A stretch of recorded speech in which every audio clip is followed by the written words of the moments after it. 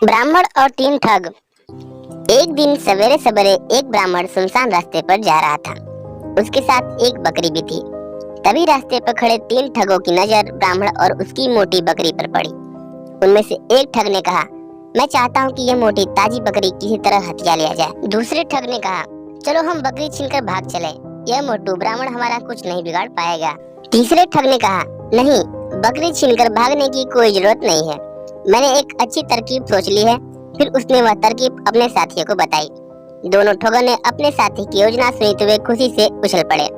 उन्होंने उसी तरकीब से ब्राह्मण की बकरी लेने का निश्चय किया।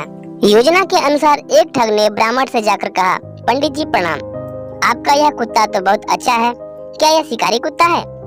ब्राह्मण को यह सुनकर बहुत गुस्सा आया। उसने कहा, अरे बेवकूफ, चल दूर हट, कितने सन की बात है कि तू बकरी को कुत्ता कहता है। ठग ने कहा, क्या आपके इस कुत्ते को मैं बकरी कहूँ तो आप मुझे बुद्धिमान मानेंगे? हा हा हा हा। हंसता हुआ वह ठग चला गया। थोड़ी देर के बाद दूसरा ठग ब्राह्मण के पास आया।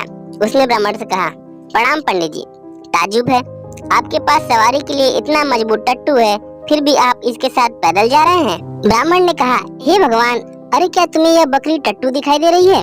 ठग ने कहा, मैं तो समझ रहा था कि आप कोई विद्वान ब्राह्मण होंगे, पर आप तो सनकी लगते हैं, आपको तो टट्टू और बकरी में कोई फर्क ही नजर नहीं आते।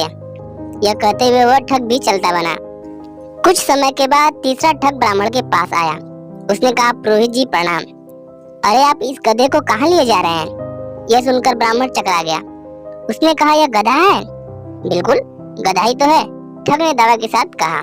यह सुनकर ब्राह्मण घबरा गया। उसे लगा कि उसकी बकरी वास्तव में कोई पिचासनी है, जो समय समय पर अपना रूप बदलती रहती है। इसलिए ब्राह्मण बकरी को वहीं छोड़कर भाग खड़ा हुआ। यह देखकर तीनों ठग बहुत खुश हुए। वे खुशी खुशी बकरी को लेकर चलते बने। लोगों की बातें सुनकर अपनी धारणा मत बदलो।